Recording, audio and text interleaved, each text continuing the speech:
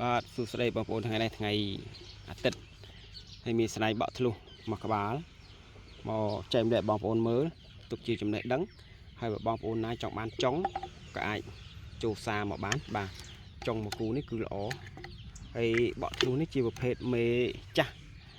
យកតែមែនតើបងប្អូនបាទយើងឃើញបក់ធ្លុះនេះ3កន្លែងនេះបងប្អូននេះស្នៃបើយើងមើលទៅពីលើមិនទាន់ដឹងទេយើងមើលពីក្នុងទៀតបក់ធ្លុះនេះ1 2 3កន្លែងនេះធ្លុះធំមកបងប្អូនធ្លុះឲ្យដល់សាច់មកវិញណាបាទ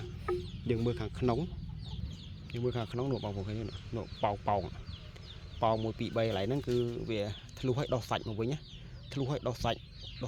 បិទវិញណាបាទស្នៃបើសិនជាយើងស្រស់យើងមានអាលាយើងមើលដល់អាលាគឺឃើញផុងអាលាហើយបាទផុងអាលាហើយបើស្នៃហ្នឹងទុកយូរក៏ដកអត់ចេញដែរបាទអញ្ចឹងការនៅរស់ហ្នឹងក៏បីហ្នឹងវាបក់ធ្លុះមិនក្រោមពី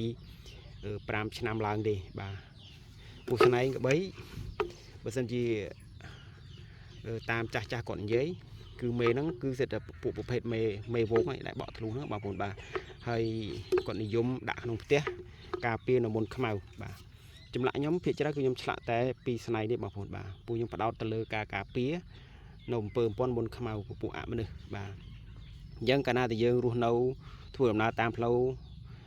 ឆ្ងាយពីពពួកហ្នឹងគឺយើងសុខសប្បាយហើយបាទហើយបើសិនជាយើងរស់នៅហើយមានមីគេថាមីតាមជ្រែកមានពួកអ្នកដែលស្អប់អ្នកដែលមិនចូលចិត្តយើងទៅរកគ្រូដែលចេះមុនអាគមខ្មៅមកធ្វើដាក់យើងហ្នឹងគឺនៅអត់សុខទេបាទធ្វើឲ្យយើងបងប្អូនយើងឈឺចុការឆ្លោះគ្នានៅមិនសុខបាទរោគអីក៏ខាតបាទអញ្ចឹងប្រភេទស្នៃនេះគឺ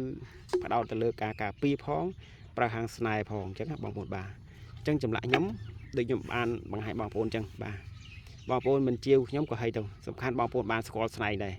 អូអានេះស្នៃបក់ធ្លុះយ៉ាងម៉េចបាទអ្នកខ្លះបានមើលបានចេះបានដឹងតែជាវអ្នកផ្សេងទៅវិញចេះវិញបាទអានេះជាសិទ្ធិរបស់បងប្អូនទេបាទអញ្ចឹងហើយណាក៏បងប្អូនបានស្គាល់ដែរតែបើទៅជាវអ្នកផ្សេងសូមមើលស្នៃគេផងបាទស្នៃឃ្លីខ្លះអត់មានទេបាទឃ្លីបក់ធ្លុះថ្លៃដូចមាសអញ្ចឹងបងប្អូនបាទអ្នកហ៊ានទិញបានបើអ្នកមិនហ៊ានទិញអត់បានទេហើយចម្លាក់ស្នៃឃ្លីបក់ធ្លុះដូចខ្ញុំប្រាប់បងប្អូនអញ្ចឹងមិនចេះតែមានទេបាទអញ្ចឹងខ្ញុំបង្ហាញបងប្អូនជារឿយបាទពីប្រភេទស្នៃបាទអញ្ចឹងបងប្អូនចង់បានចុងនេះបាទអាចចូលសារមកបាទគឺចុងនេះល្អបាទស្នៃនេះឃើញថាមកធៀងបក់ធ្លុះរ៉ាំរៃមកយើងទៀតបក់សឹកបាទប៊ីធ្លុះតែស្នៃគឺគេប្រើទាំងពីរបាទស្នៃនេះគឺប្រើខាងស្នៃការពារស្នៃនេះខ្លាំងខាងការពារគេហៅពួកស្នៃមហាអ៊ុតបាទអញ្ចឹងសូមអរគុណបងប្អូនបាទជួយ share វីដេអូម្នាក់មួយទៅដើម្បីចែកជាចំណេះដឹងឲ្យបងប្អូនបានស្គាល់របស់ផងបាទសូមអរគុណ